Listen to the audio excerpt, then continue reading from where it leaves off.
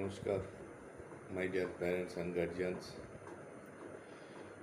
আজকে যে আমি ভিডিওটা নিয়ে আসছি সেই ভিডিওটা আমার মনে হয় তার থেকে বলছি যে আমরা কি করি আমাদের স্টুডেন্ট আমাদের সন্তানকে আমরা কিছু বই পড়ানোর জন্য কিছু বই সামনে দিয়ে দিই এবং কোনো একটা স্কুলে ভর্তি করে দিই বা একটা ক্লাসে ভর্তি করে দিই এবং সে শুধু বই পড়েই জীবনে যে এগিয়ে যাবে সেটা আমরা মনে করি। তো ম্যাক্সিমাম প্যারেন্টস এবং গার্জিয়ানরা, সব প্যারেন্টস নয়, সব গার্জিয়ানরা নয়, বেশিরভাগ ক্ষেত্রে গার্জিয়ানরা কী হয়, বই দিলাম ছেলে মেয়েদের বই পড়ার জন্য, আমরা যতটা পারি চেষ্টা করি তাদের একটা টিচার দিয়ে দিই, তো মনে করি যে টিচার তাদেরকে বই পড়াবে এবং তারা বইগুলোকে শুধু পড়বে এবং জীবনে এগিয়ে যাবে। বইটা পড়াটা কী, বইটা কী, বইটা অ্যাকচুয়ালি একটা ইনফরমেশন, ইটস এ নলেজ। যে আমরা বই পড়ে কিছু ইনফরমেশন কালেক্ট করতে পারি, কিন্তু শুধু কি বই পড়ে কি একটা জীবনে স্টুডেন্ট বা একটা যে কেউ আগাতে পারে? আমার তো মনে হয় না।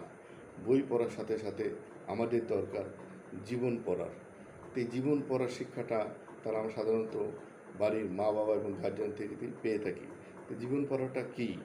একটা স্টুডেন্টকে জীবন পড়া, সে জীবন পড়ানোর জন্য তাদেরকে আমাদেরকে উদ্বুদ্ধ করতে হবে, তাদেরকে আমাদেরকে সাহায্য করতে হবে। তারা তো বোঝে না যে অ্যাকচুয়াল জীবন কী। তাদেরকে বই দেওয়া হয়, তারা যতটুকু বই পড়ে, যতটুকু বই পড়ে মানে কি, তারা বই পড়ে, ম্যাক্সিমাম স্টুডেন্টে বই পড়ে কি, যে চোখ দিয়ে পড়ে।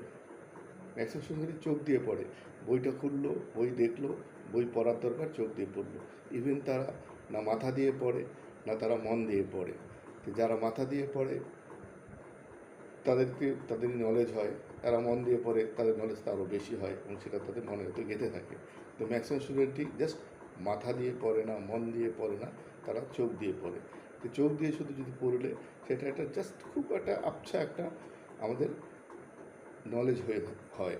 কিন্তু আমাদেরকে কি করতে হবে, আমাদেরকে লার্ন করতে হবে। নলেজ আর লার্নিং এ দুটো কিন্তু সমান নয়। লার্নিং কি, সেই স্টুডেন্টকে শেখাতে হবে, বোঝাতে হবে যে তোমার সমঝ বাড়াও, তোমার বোঝার ক্ষমতা বাড়াও। সে বোঝার ক্ষমতাটা কোত্থেকে বাড়বে?